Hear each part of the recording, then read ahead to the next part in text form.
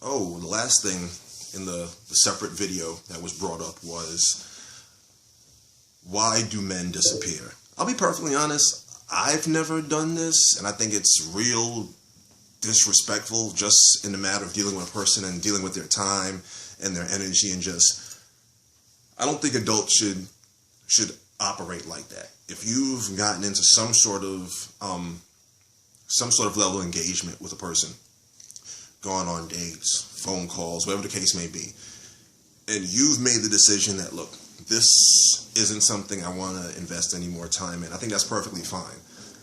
But man, woman, be adult enough to tell the person, look, I just don't think this is going anywhere, and before we put any more into this, time, whatever the case may be, I think we just need to step back and go about our own business.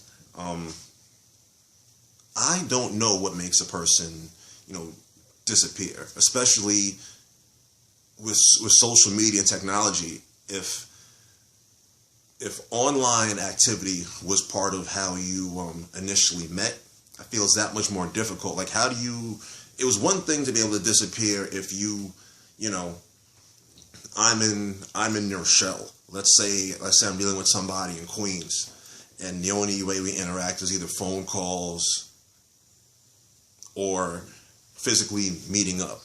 Okay, I'd say to myself, if I stop driving and I just ignore all her calls, then that's it. But now, if you're, if you got a Facebook, you got a Twitter, you got an Instagram, and you're still doing all this, are you going to shut down all your accounts to avoid this person? Are you going to block this person on all of these accounts, even though there are still many ways to get around being blocked? So, I mean, in my mind, I think it's just being scared.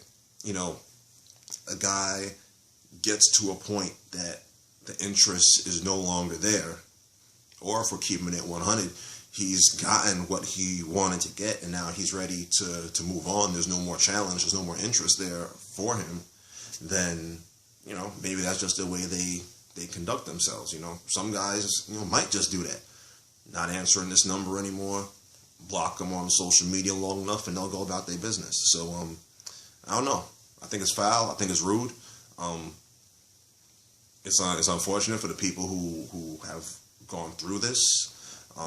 I think there's definitely a karma to it for the people who do it and do it, routinely to people. That's going to come back to them at some point. Like, I'm one of those people, and I've always said, I'd rather you give me a very hard, definite no today than to eat up and waste my time going days, weeks ahead because you didn't want to just say no. Like, don't worry about my feelings to the point that you waste my time. I'd rather be hurt in a day than been like, okay, this stretched out for weeks and it wasn't necessary, because there are other things I could have been doing, other people I could have been, interacting with. So that's the disappearance thing that I don't do it to people. It's never really been done to me like that. I mean, I'll be honest, the only type of real disappearance thing that I've ever dealt with is less on the dating side and more so just people I know when they start dating. They'll disappear while they're in the midst of their relationship, whatever. And then when that doesn't necessarily go the way they plan, they kind of pop back, and it's, that's something else, but not really on the dating side. But, treat people the way you want to be treated. I think that's the easiest way to go about it.